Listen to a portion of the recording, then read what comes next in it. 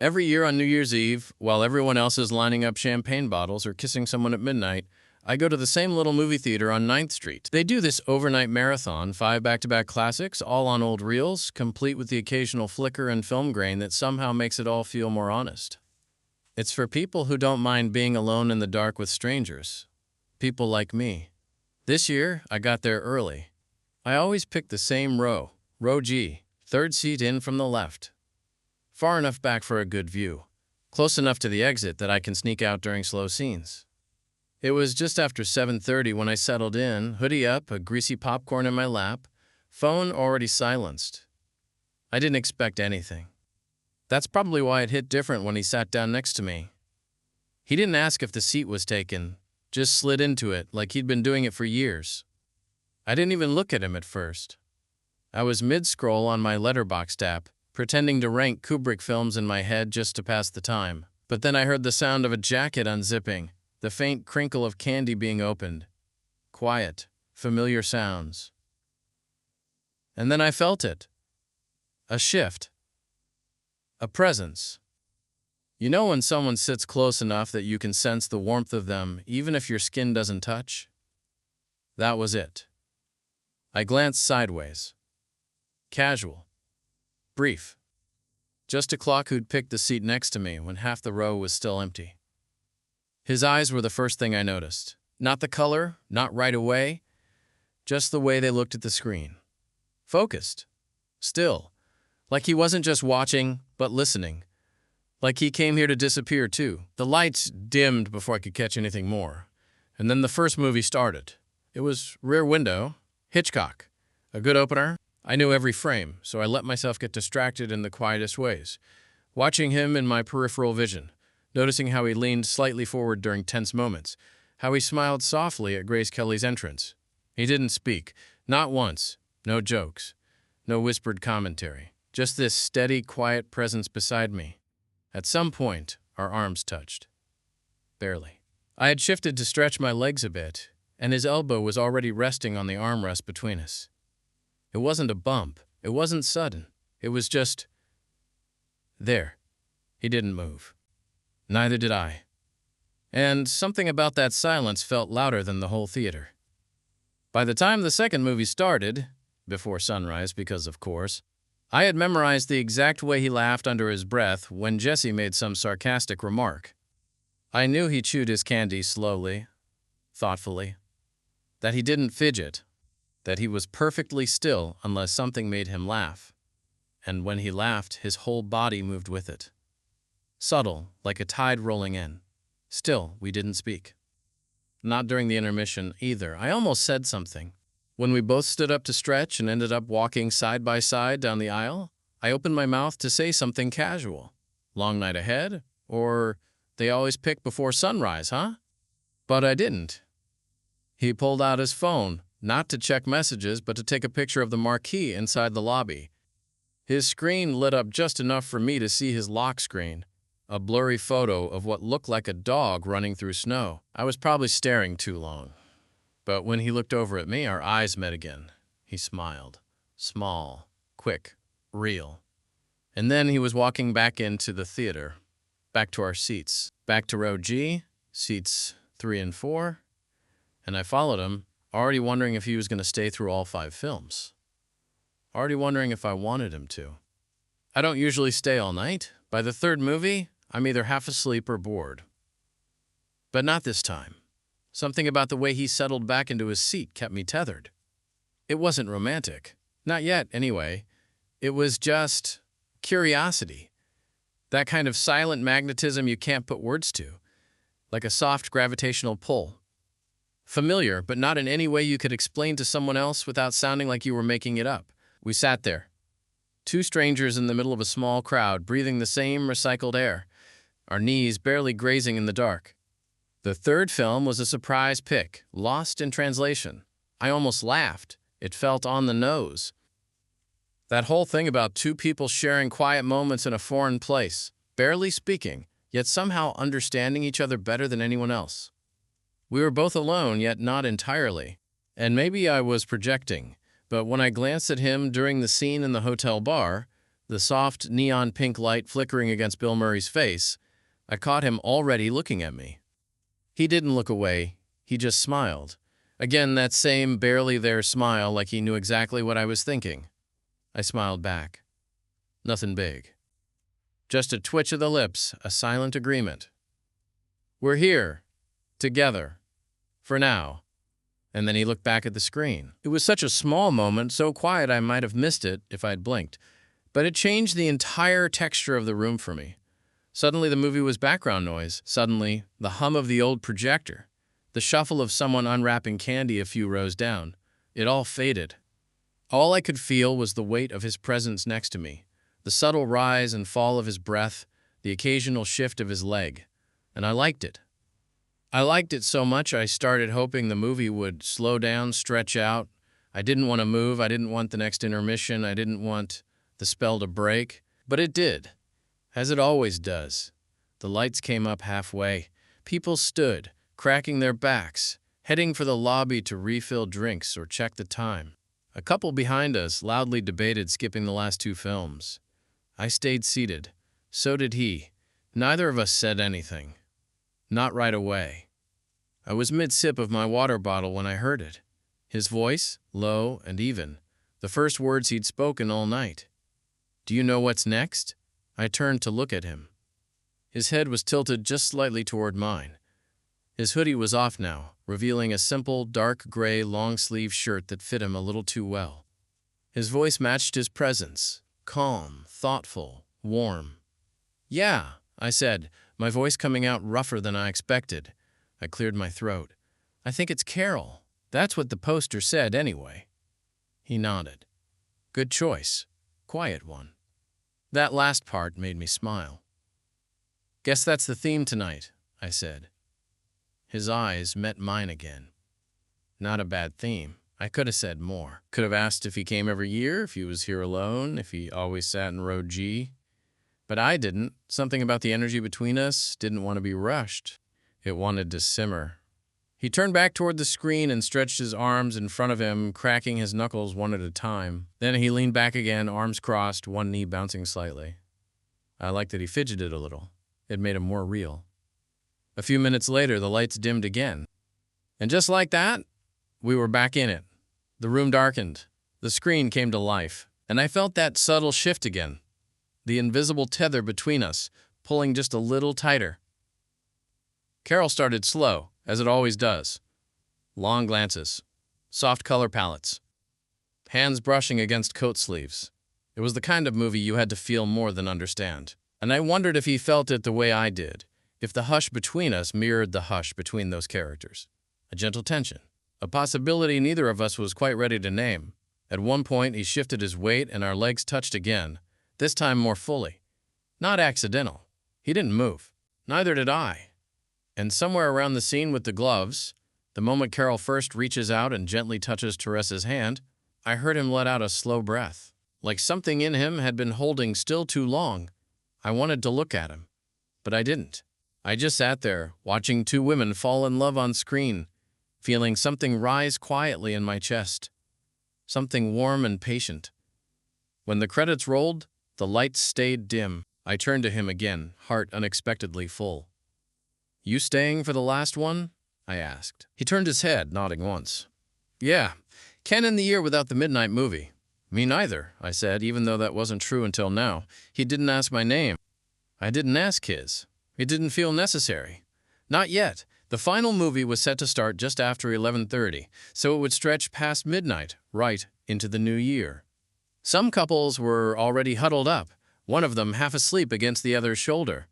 A few people had snuck in drinks, clinking miniature champagne bottles in the back row. Someone dropped a phone near the front and whispered, "Shit," loud enough to make a few people laugh. He didn't laugh. He just looked over at me once more and said, "Guess this is it." "The grand finale?" I replied. "Do you remember what it is?" "Moonlight," I said. "They always end with it." His eyes softened. "Yeah, that tracks." The lights faded before either of us could say anything else, and suddenly, the theater was dark again, the hush settling over us like a blanket. The screen flickered to life, and I braced myself. Not because of the movie, but because I already knew what it would do to me. Moonlight wrecks me. Every single time. There's something about the way it unfolds. Soft, unhurried, yet so deeply emotional. The pauses. The silences. The way people look at each other like the world might end if they say the wrong thing. Or the right one. I don't know if it was that movie or the hour or the fact that we'd now been sitting next to each other for nearly 5 hours without exchanging names. But something shifted. He leaned just a little closer. Not a lot. Barely noticeable, probably to anyone else.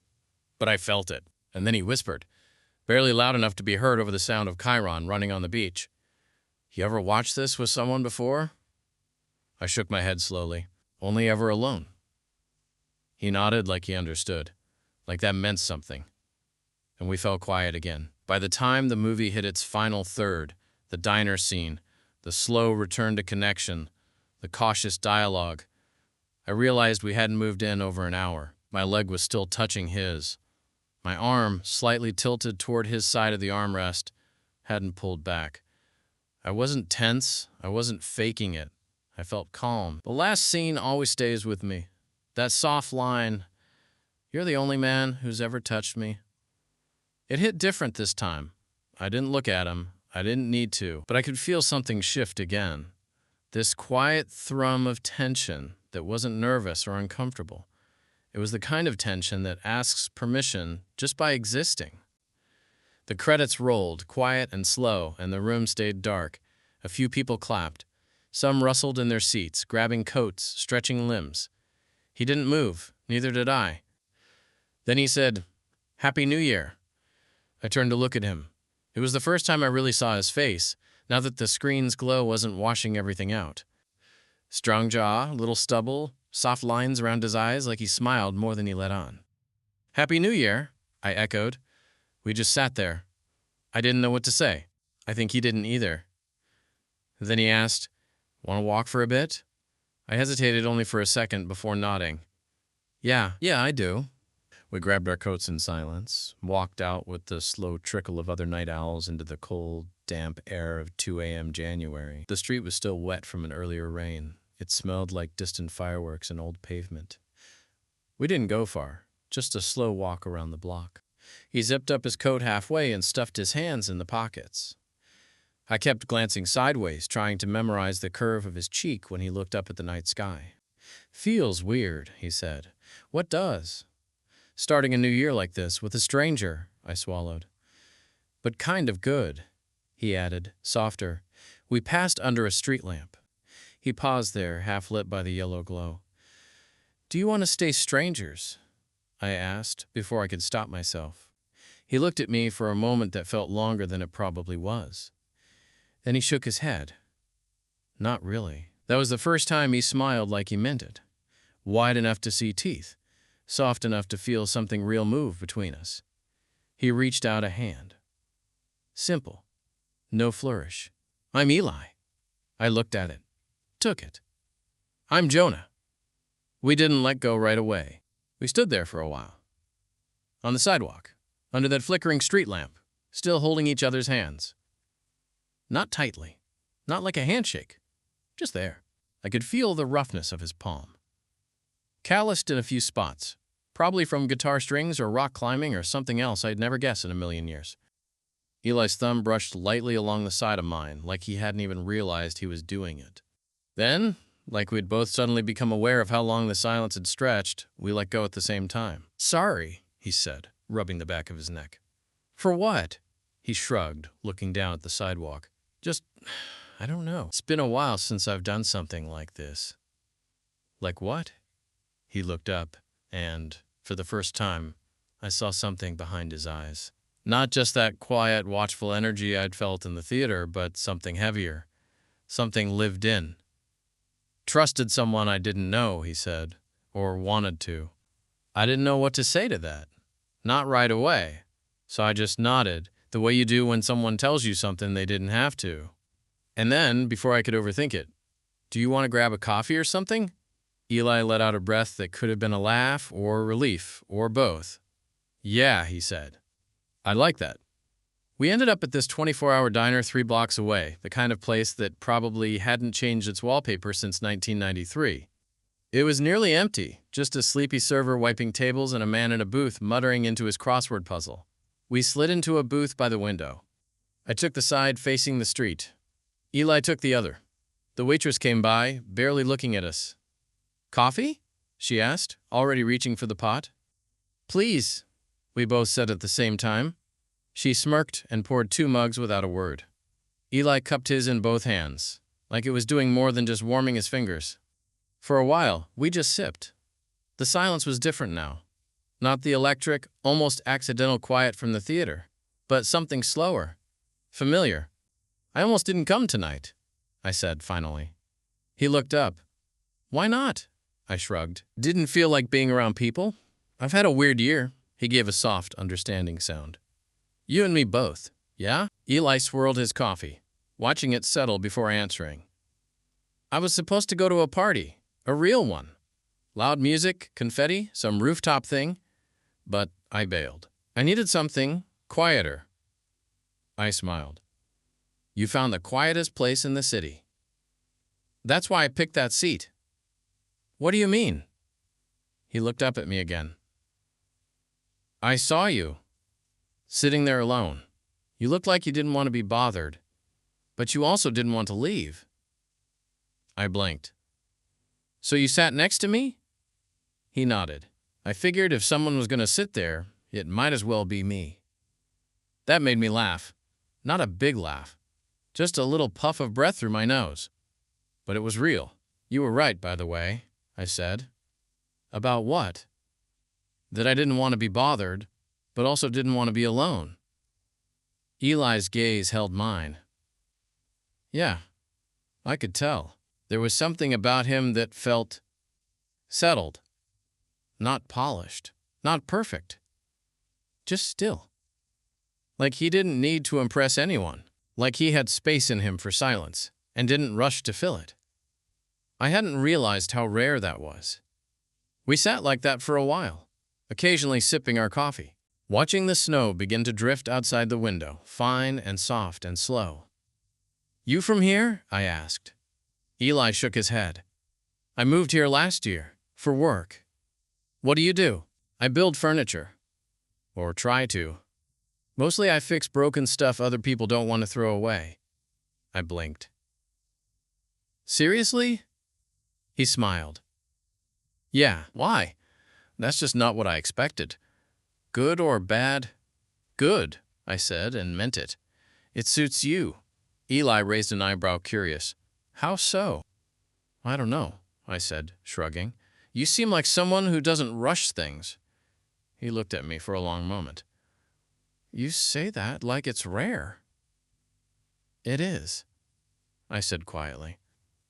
He nodded, like he understood more than he let on. We sat there until the coffee went cold. Neither of us reached for our phones. We didn't check the time. Eventually, Eli leaned back in the booth and said, "You want to walk again?" "Yeah," I said, standing up. "Let's walk." We walked with no real destination in mind. The air had that early morning stillness to it, 3 a.m. cold, clean, and whisper. Quiet. The kind of quiet that doesn't feel empty, just gentle. We passed closed shops and fogged-over bus stops, our shoes occasionally crunching bits of frozen slush along the edge of the sidewalk. Eli kept his hands in his coat pockets. I let mine hang loose at my sides, flexing my fingers now and then, trying to warm them up. "So," he said, not looking at me, "what do you do when you're not marathon watching indie films alone?" I smiled. "I'm a freelance editor, books mostly, some magazines. Quiet work. That tracks." "Yeah?" "Yeah. You feel like someone who'd be good with words." I gave a little laugh. "Most people say that after I talk too much." "Not after I say nothing for 5 hours." He glanced at me, that small smile of his tugging at the corner of his mouth. "You didn't need to say anything." We crossed the street toward a park. It was closed, technically, but the little gate wasn't locked. Inside, the trees stood bare, their black branches silhouetted against the sky like lines on old paper. We followed the paved path, weaving between the playground and the frozen-over fountain. "I always wanted to be a writer," I said quietly. Eli looked over. "Why didn't you?" I gave a shrug, the kind that wasn't really a shrug. "Fear, maybe, or laziness, or both. You still could. Maybe." That was the thing with Eli. He didn't rush to fill the air. He didn't push. He just walked beside me, steady, like he was giving me space to be exactly who I was. No more, no less. "Can I ask you something kind of weird?" he said after a beat. "Sure. Why'd you really go tonight? I mean, why sit in the theater alone instead of being with friends? Or at a party?" I didn't answer right away. The question wasn't meant to be invasive. It wasn't even pointed. It was just honest. Like he wanted to understand something about me. So I told him the truth. "I had plans," I said. "My friend group. We usually do this little party at someone's apartment. Pizza, music, drinking, nothing fancy. But this year, I just didn't feel like being on, you know." He nodded. "I didn't want to pretend to be excited or funny or talk about resolutions or whatever. I just wanted to sit with something quiet and let it happen." He stopped walking and looked at me, hands still in his pockets. "You get sad this time of year?" It was such a simple question, but yeah. I nodded. "Yeah, I do." Eli didn't respond right away. He just looked at me, really looked. And I swear something passed through his expression then. Not pity, not sympathy, recognition. "I think that's why I sat next to you," he said. We kept walking. The path led us to a little bench overlooking a frozen pond. The surface of it was uneven, thin patches of ice catching the dim glow from a nearby street lamp. A duck statue sat on a pedestal in the center, half covered in frost. We sat down, shoulder to shoulder. Our legs touched again. I didn't pull away. Neither did he. "I broke up with someone this year," he said. "A long-term thing." I turned to look at him. "I'm sorry." He gave a half shrug. "It was necessary. But it left this weird gap, not just in the day-to-day stuff, in who I thought I was." I nodded, not because I knew exactly what he meant, but because I knew what it was like to feel slightly misaligned in your own life. "Was it recent?" I asked. "July. Still fresh." "Yeah." We sat in silence, watching nothing move. And then, softly, he said, "You make it easier." I looked over. "What?" Eli didn't look at me right away. His eyes were still fixed on the pond. But I could feel something shift in the air between us, like the volume of the moment had quietly gone up.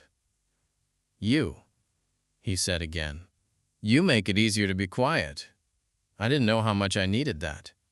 I could have said something back. I could have said, "Same," or "Me too," or asked if he wanted to get breakfast or see each other again. But I didn't say any of that. I just leaned a little bit closer, slowly, until my shoulder rested more fully against his. He let out a breath. I felt it on my neck. And we just stayed there, two strangers who weren't strangers anymore, sitting on a park bench in the first hour of a new year. Eventually, the cold started to creep in. It wasn't unbearable, just that slow kind of chill that seeps through fabric and skin, down into your bones. Eli shifted beside me and rubbed his hands together. "I know a diner that's open 24/7, he said. "We could warm up, sit in a booth until the world wakes up again." I looked at him. He wasn't smiling this time, not exactly. But his eyes had that same quiet light to them, like he wasn't just making a suggestion. He was offering something, a way to keep this moment alive just a little longer. "Lead the way," I said. We walked the 8 or 9 blocks in mostly comfortable silence. A few cars passed on the street, windshield wipers dragging across foggy glass. The city was asleep, but not entirely. There were still signs of life. Someone hosing down a sidewalk, the neon open sign in the corner store window, a biker delivering takeout with headphones in. The diner was tucked between a laundromat and a vape shop, its windows fogged and glowing yellow from the inside. The kind of place where the vinyl booths squeaked when you sat, and the coffee tasted like it had been sitting on the burner since 1997. I loved it immediately. Eli held the door for me. The warmth hit my face like a wall. We took a booth in the back. The same tired waitress from earlier, or maybe her twin, dropped off menus without a word. Eli glanced at his and then pushed it aside. "Are you hungry?" "Not really, but I could eat." "Same." We ordered pancakes and scrambled eggs, not because either of us wanted them particularly, but because it felt like the kind of thing you do when it's almost 5 a.m. and you're trying not to think too much. When the waitress left, I folded my hands in front of me and looked across the table. "You're really easy to sit across from," I said. He raised an eyebrow, smiling. "That's either a compliment or the setup for a weird insult." "Compliment," I said. "Definitely." He looked down, smiling into his lap for a second before leaning back and running a hand through his hair. I realized then how tired we both looked, but in a good way. Not exhausted, just unguarded. Like staying up all night had stripped away the performative parts of ourselves, left us with just the raw edges. "You ever feel like you don't know how to meet people anymore?" he asked suddenly. I nodded. "All the time." He exhaled, laughing once through his nose. "I used to be really good at it. Talking, flirting, whatever. And now it feels forced?" "Yeah," he said. "Exactly." The waitress returned and slid our plates in front of us. We both thanked her in sync, and I saw her pause for just a second, like she'd clocked something between us. I wasn't even sure what that was yet. But I didn't hate the idea that someone else might see it, even if I couldn't name it. We ate slowly. Talked about nothing. Our worst job stories. The weirdest thing we'd ever been asked to do on a date. His guilty pleasure. Terrible baking shows. Mine. Watching airport reunions on YouTube. It felt easy. That was the most surprising part, how easy it was to talk, to listen, to be seen. By the time we finished eating, the sky outside the diner had started to lighten. A pale, early blue crept across the horizon like a sigh, the kind of color that only shows up just before sunrise. Soft, cold, promising. Eli looked out the window for a long time. Then he said, quietly, "I don't usually feel this kind of calm with someone I just met." I swallowed. Me neither. We sat with that. I think he wanted to say more. I think I did too. But instead of talking, I reached across the table and rested my fingers on the edge of his hand. Not a full touch. Not a grab. Just contact. He turned his palm upward and let our fingers interlace. Easy, like it had been waiting to happen all night. "Do you have to go home soon?" I asked. He shook his head. "I took tomorrow off. First time in a while." I nodded, heart thudding somewhere in the center of my chest. "Do you want to keep hanging out?" I asked. Eli looked up at me, then down at our joined hands. He nodded, once. "Yeah," he said. "Yeah, I do." We didn't rush. We didn't have to. The world was still waking up around us, but we were in that in-between place. That liminal hour when the streets are empty and the city forgets itself. It felt like we were borrowing time. We left the diner just after 6. The air had shifted. It wasn't cold anymore. Not really. Just crisp. Everything smelled faintly of wet pavement and distant coffee. The streetlights clicked off one by one as we walked, our shadows stretching long behind us. Eli's fingers brushed mine a couple times as we went. It wasn't on purpose, but it also wasn't not on purpose. We didn't talk much. Every now and then, he'd say something small, about the color of the sky, or how strange it felt to be out this early. I'd answer, quietly, and then we'd fall back into silence again. The kind of silence that doesn't ask for anything, that just lets you be. We ended up back near the movie theater without realizing it. It looked different now in daylight, less romantic, more ordinary. The marquee was still lit, now advertising the early matinee. The sidewalk was clean, the posters in the glass cases streaked with morning dew. Eli stopped in front of the glass doors and looked up. "It already feels like last night happened a month ago," he said. "Yeah," I said, standing beside him. "Same." A soft breeze passed between us. Eli turned to face me, both hands in his pockets now. "So, what happens next?" I looked at him. At his face, relaxed in the light. The faint lines around his eyes. The slight mess of his hair.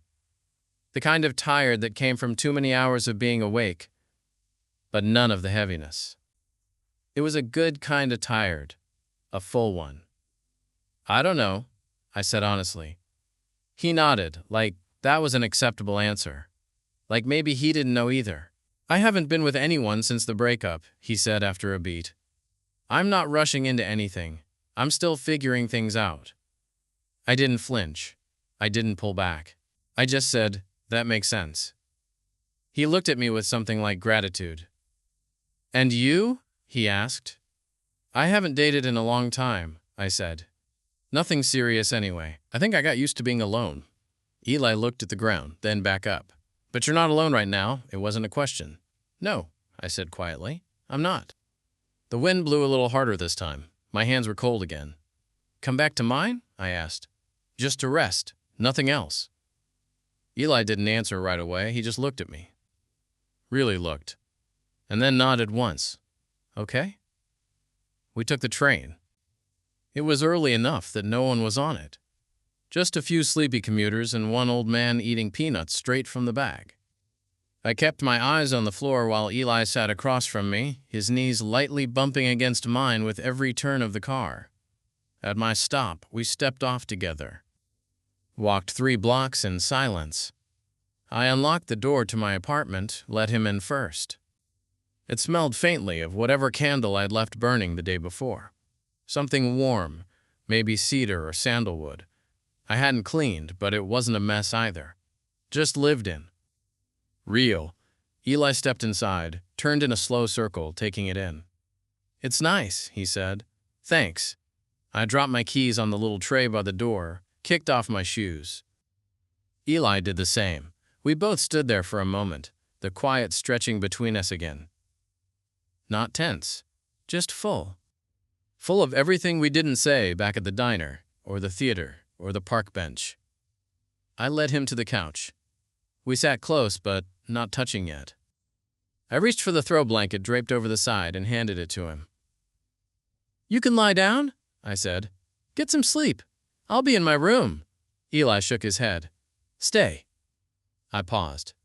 He looked at me. Just here. Just sit with me. So I did. I sat beside him on the couch. We shared the blanket, and then, slowly, wordlessly, he let his head rest against my shoulder. His breath slowed. His eyes closed. Mine did too. We didn't kiss. We didn't need to. We just sat like that, 2 people who met in the dark and made it all the way to morning. I don't know how long we slept. An hour, maybe 2. The sun had moved across the room when I opened my eyes, soft light spilling over the edge of the couch and warming the blanket we were still sharing. Eli was still leaning on me, still breathing slow, steady, like his body had finally relaxed after something long and hard and invisible. Like whatever weight he'd been carrying had loosened its grip just enough for him to let go. Just for now. I didn't move, didn't want to. I just sat there, still, taking in the quiet. The way his arm brushed against mine. The faint trace of his shampoo. The fact that I wasn't thinking about how strange this all was. Just how right it felt. Eventually he stirred, let out a quiet sigh and blinked slowly against the light. His head didn't lift right away. It stayed tucked into the crook of my shoulder, like he wasn't quite ready to return to the real world yet. Hey, he said, voice raspy. Hey. He sat up slowly, stretching his neck, then ran a hand over his face like he was trying to catch up to himself. Sorry, he said. Didn't mean to pass out on you. I shook my head. You didn't. Eli looked at me, eyes soft, unreadable in the best kind of way. Still feel like a stranger? I let the question hang in the air for a moment. No, I said. He smiled, just a little. I don't really know what this is, he said, or where it's going. Me neither. But, he added, looking down at the blanket, then back up at me, I think I'd like to find out. I felt that line settle in my chest like a warm stone. Same, I said. We sat there for a while longer, the blanket still half draped over our legs, the city now fully awake outside my window. Car horns. Dog walkers. Kids yelling somewhere down the block. But it all felt far away. Eli reached over then, gently, and took my hand. No rush. No nerves. Just a simple, quiet move that said exactly what needed to be said. I squeezed his fingers once, then smiled, and that was it. That was the start.